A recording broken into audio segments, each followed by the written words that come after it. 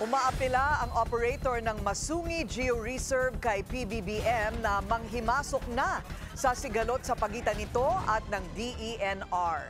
Dinepensahan din ng Masungi ang mahal na entrance fee nito. Ang detalye sa Special Agenda Report ni Paulo Barcelon. Ngayong Martes, Abril 22 ang Earth Day. Simula ng linggo para sa mga tagapangalaga ng Masungi Georeserve sa Baras, Rizal.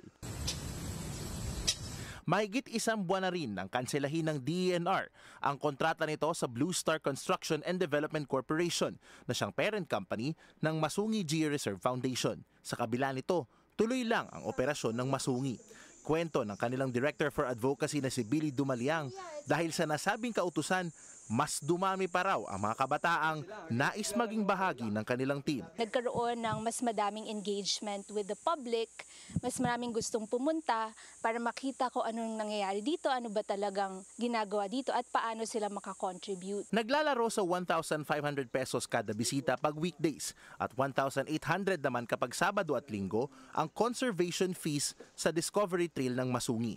Mas mahal kung ikukumpara sa La Mesa Eco Park sa Quezon City na 20 pesos sa mga non-resident at libre naman sa mga taga-QC. Mahal din kung ikukumpara sa kalapit na Upper Marikina River Basin na 30 to 50 pesos ang base entrance fee at may bukod pang bayad para sa mga gustong magsagawa ng shoots at mag-prenup. Depensa ng Masungi, hindi ganong kadali ang gastos para mapanatiling maganda at maayos ang Georeserve, lalo't umaabot ito sa lampas 10 milyong piso kada taon.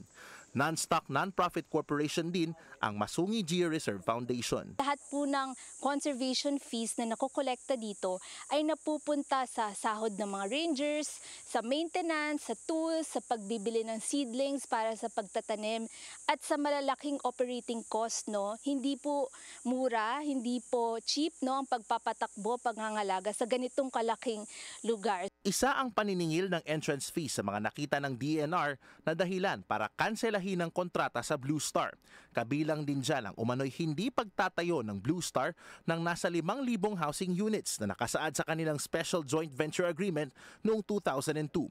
Depensa ng Blue Star, paano raw maisasagawa ang pagtatayo ng mga bahay kung mismong ang DENR umano ang hindi humahanap ng paraan para malinis ang mga loteng dapat sana ay para sa proyekto. Tumanggi munang magbigay ng pahayag ang DENR sa Billionaire News Channel dahil tuloy-tuloy daw ang isinasagawang pagdinig ng Senado ukol sa Masungi issue. Pero para sa mga tagapangalaga ng Masungi, ang goal natin, ang purpose natin is to conserve the landscape forever. No? And we use tourism as a tool to achieve that, to get self-sustaining funding, to be able to advocate for the place to people who would otherwise not care for the landscape. So hindi siya conservation for tourism, it's tourism for conservation. Nananawagan din sila kay Pangulong Bongbong Marcos na bigyan din ng atensyon ang Masungi.